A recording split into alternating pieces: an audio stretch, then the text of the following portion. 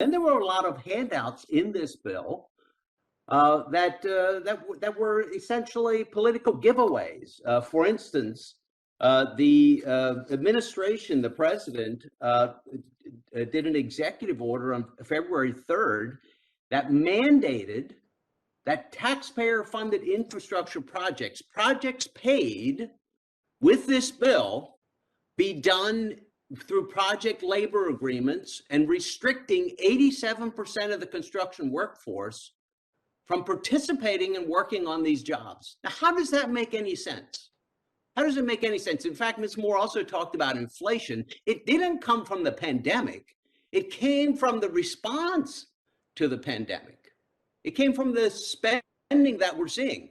And in the same way, restricting the funding to allow only union labor on these jobs will result in a price increase as well.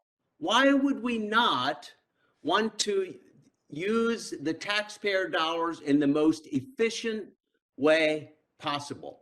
But instead, what we're seeing is Democrats giving their union cronies a handout here. That's what it is. I ran a non-union construction company. Don't have a lot of unions in my area for years.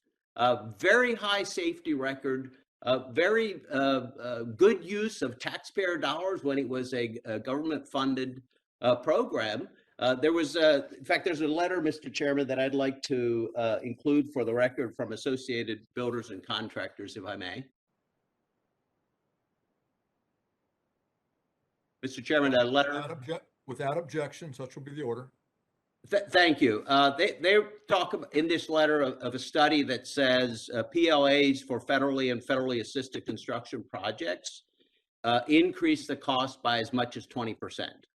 And it makes sense. If you're restricting supply, costs will go up. So why would we not want to use the taxpayers' dollars in the most efficient way possible? There's also a study by the RAND Corporation. And in this case, it looked at the effects of PLAs in the production of affordable housing. That study concluded that the use of PLAs increased construction costs and led developers to propose smaller projects, ultimately resulting in approximately 800 fewer affordable housing units being built.